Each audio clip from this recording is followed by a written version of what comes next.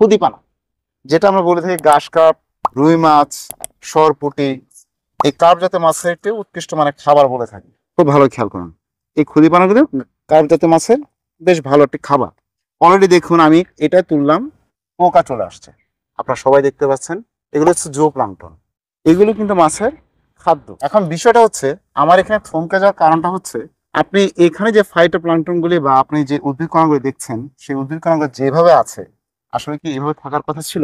না, এভাবে থাকার কথা ছিল না। ভাবতেছে যে আমার পুকুর তো স্বাভাবিক আছে, পুকুরের পানির কালার সুন্দর আছে, স্বাভাবিক অবস্থায় আছে, এগুলা দেখভাল করে আমার লাভ কি? তো আজকে এই ভিডিওর মাধ্যমে অনেক মাছ চাষি ভাই আজকে কিন্তু উপকৃত হবে। টিএম এগ্রো অ্যান্ড ফিশারিজ বাংলাদেশের কৃষি এবং কৃষকের কথা তুলে ধরে। আসসালামু আলাইকুম। টিএম এগ্রো অ্যান্ড ফিশারিজের আজকের আলোচনা পর্বে এসে এবং পুকুর ভিজিটে এসে আমার প্রিয় শ্রদ্ধেয় বড় ভাই আশরাফুল হক আজকে এখানে থমকে গিয়েছেন।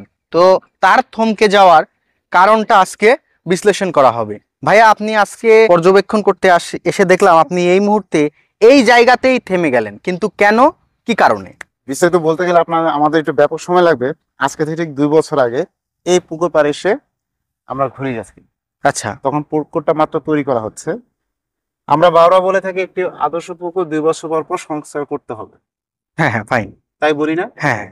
এখন এখানে দেখুন এই পাড়টা কিন্তু যে অবস্থায়, বর্ষাকাল এখন শুরু হয়নি, যদি বৃষ্টি শুরু হয় মাটি সব বসে যাবে, পাড় কিন্তু থাকবে। দ্বিতীয় জিনিস হচ্ছে দেখুন একটা পুকুর রক্ষণাবেক্ষণের জন্য যে নীতিমালা, সেই অনুযায়ী এই যে বিদ্যুৎ বৈদ্যুতিক তারগুলি যাচ্ছে পানিতে ছুঁই ছুঁই অবস্থা, যদি কোনো কারণে এই বিদ্যুৎ তারটা ছিঁড়ে যায় তাহলে তো এফেক্ট হবে কোথায়? মাছে এবং পানিতে, দুটোতেই। তবে একটা জিনিস দেখাই, এই যে পুকুরের কিনারে আমি আসছি, আসার পরে খুদিপানা, যেটা আমরা বলে থাকি ঘাস কার্প, রুই মাছ, সরপুঁটি, এই কার্প জাতীয় মাছের একটি উৎকৃষ্ট মানে খাবার বলে থাকি। খুব ভালো খেয়াল করুন, এই খুদিপানাগুলো কার্প জাতীয় মাছের বেশ ভালো একটি খাবার। অলরেডি দেখুন আমি এটা তুললাম, পোকা চলে আসছে। যদি ক্যামেরায় জুম করে দেখানো হয় আপনারা সবাই দেখতে পাচ্ছেন, এগুলো হচ্ছে জো প্লাঙ্কটন, এগুলি ক্ষুদ্র জো প্লাঙ্কটন, এগুলো কিন্তু মাছের খাদ্য। এখন বিষয়টা হচ্ছে আমার এখানে থমকে যাওয়ার কারণটা হচ্ছে আপনি এখানে যে ফাইটোপ্লাঙ্কটনগুলি বা আপনি যে উদ্ভিদ কণাগুলি দেখছেন, সেই উদ্ভিদ কণাগুলো যেভাবে আছে আসলে কি এভাবে থাকার কথা ছিল? না, এভাবে থাকার কথা ছিল না। যদি আপনি পুকুরে একটু এমন একটি জায়গায় রাখতেন, মাঝখানে জায়গায় বাঁশ দিয়ে যদি আটকে রাখতেন তাহলে ভালো মাছের খাদ্য হতো। কিনারে এসে যখন এটা আটকে যাচ্ছে, টেম্পারেচার কারণে খুব দ্রুত সময় দেখুন কিনার দিয়ে পচে যাচ্ছে এবং সাদা একদম ফেনার মতো হয়ে গেছে। হ্যাঁ, এখন এই জিনিসগুলি দূর করতে গেলে কিন্তু আপনাকে অনেক কষ্ট করতে হবে। এগুলি কিন্তু পরবর্তীতে পৌঁছে গিয়ে লাল শ্যাওলা, সবুজ শ্যাওলা তৈরি করতে পারে। Exactly, fine. এখন এই পরিবেশ থেকে রক্ষা করার জন্য আপনাকে কি করতে হবে? আপনাকে আমরা বারবার বলি পুকুর আগাছা মুক্ত রাখতে হবে, প্রয়োজনে চুন লবণ ইউজ করুন, এবং আমরা কিছু একটা জিনিস প্রোডাক্ট দিই সবাইকে, ইকোফিশ কম্বো প্যাক। জি জি জি জি, এই পুকুরে কিন্তু এটা খুব ভালো কাজে দিবে, ভালো কাজ। এই সমস্যাটা যখন দেখা দিবে তখন এটা। এবং আরেকটা জিনিস বলে দিই, যখন আমাদের এই পুকুরগুলির মধ্যে আমাদের বৈদ্যুতিক কোনো তার যাবে, সেটা খুঁটির মাধ্যমে আরো উঁচু করে দেওয়ার চেষ্টা করব, যেন এটা পানির সংস্পর্শে না আসে। মাছ হার্ভেস্টিং করতে গেলে যদি একজন চাষি নামেন তখনই যে বিদ্যুৎ সৃষ্টি হয়ে যান, সেটাও কিন্তু আমাদের জন্য অনেক ক্ষতিকারক। হ্যাঁ, সবসময় দর্শক বিন্দু আপনারা এটা মাথায় রাখবেন, যখন আপনার পুকুর তৈরি করতে যাবেন এই কিনারটা বরাবর চেষ্টা করুন পরিষ্কার রাখার জন্য, পাড়টা যেন সমান হয়ে থাকে। এখানে কোথাও গর্ত হয়ে আছে, এখানে সাপের উপদ্রব যেমন হবে, মাছ যেমন আক্রান্ত হবে, ঠিক তেমনি বিভিন্ন ধরনের এই ঝোপঝাড়ার কারণে পোকামাকড়গুলি সহজেই পুকুরে পৌঁছে যাবে, ফলে আপনার মাছ আক্রান্ত হওয়ার সহজ হয়। এবং আমরা যে সকল বলি অনুপ্রবিষ্ট জীব, অর্থাৎ বিশেষ করে আপনারা বলে থাকেন যে গুই সাপ, তারপর হচ্ছে বিভিন্ন ধরনের পাখি, মাছ খেয়ে পানি পাখিগুলি, এদের জন্য একটা অভয়াশ্রম হয়ে যায়। তখন মাছ চাষ কি হয়, বেশ ক্ষতিগ্রস্ত হয়। পাখি যে শুধু মাছ খেয়ে ফেলে তাও না, সেই যে মাছটা আক্রান্ত করে যায়, যদি মাছটা নাও খেতে পারে তাহলে কিন্তু সেই মাছটা আক্রান্ত মাছটা কি করে, রোগ ছড়িয়ে দিতে পারে, অন্যান্য মাছও আক্রান্ত হয়ে যেতে পারে। আরেকটা জিনিস তথ্য দিয়ে দিই, বাংলাদেশের সংক্রামক রোগগুলি, মাছের যে সংক্রামক রোগগুলি ভাইরাস জনিত, এগুলি বেশিরভাগ পান করি মানে ওরা ডুব দিতে পারে।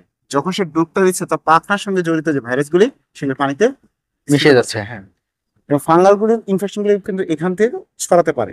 সুতরাং আমরা এই ধরনের কিছু প্রোটেকশন নিলে একটা মাছ চাষকে আমরা ত্বরান্বিত করতে পারি এবং সেই সব সমস্যা কিন্তু আমরা যেমন সমাধান দিয়ে থাকি। আমরা দিচ্ছি কি কফি দিচ্ছি, প্লাটিনাম কফিশন দিচ্ছি, কফি সুপার কাশ্মীরি সুপার নাশপাতি আমরা দিচ্ছি। কিন্তু তার সঙ্গে কিন্তু আমরা আরেকটা পরামর্শ দিই, আপনি পুকুরে রক্ষণাবেক্ষণটা সঠিকভাবে করবেন। এক্ষেত্রে যদি চাষে যে নজর না দেন তাহলে কিন্তু মাছ চাষ আসলে সফল হবে হবে না। আমি আসলে এই জিনিসটা দেখে একটু থমকে দাঁড়িয়েছিলাম। অসংখ্য ধন্যবাদ ভাইয়াকে। কারণ হচ্ছে এত সুন্দর একটা দেখা যাচ্ছে যে আজকে যে আলোচনার মূল প্রেক্ষাপট, ভাইয়া হঠাৎ করে থমকে গেল। তো এই বিষয়টা অনেক মাছ চাষির জন্য অনেক হেল্পফুল হবে ভাইয়া। কারণ অনেকেই আছে এই বিষয়গুলো কিন্তু এত আমলে নেয় না, Avoid করে দেন। কারণ অ্যাভয়েড করে যায়, ভাবতেছে যে আমার পুকুর তো স্বাভাবিক আছে, পুকুরের পানির কালার সুন্দর আছে, স্বাভাবিক অবস্থায় আছে, এগুলা দেখভাল করে আমার লাভ কি? হ্যাঁ। তো আজকে এই ভিডিওর মাধ্যমে অনেক মাছ চাষি ভাই আজকে কিন্তু উপকৃত হবে। অবশ্যই। তো এবং এই বিষয়গুলা আমরা যে শুধু দেখা যাচ্ছে যে আপনাদের সেবা প্রদান করে থাকি প্রোডাক্ট রিলেটেড, এইটা না, আপনাদের সামগ্রিক অর্থে আপনাদের সামগ্রিকভাবে কিভাবে মাছ চাষ করলে আপনারা হেল্পফুল হবেন, এই সামগ্রিকভাবে ডিসকাশনের জন্য আমাদের দেওয়া ডিসক্রিপশন নাম্বারে যোগাযোগ করবেন। আমরা ইনশাল্লাহ চেষ্টা করব আপনাদেরকে সঠিক পরামর্শ দিয়ে আপনাদের সাহায্যে এগিয়ে যেতে।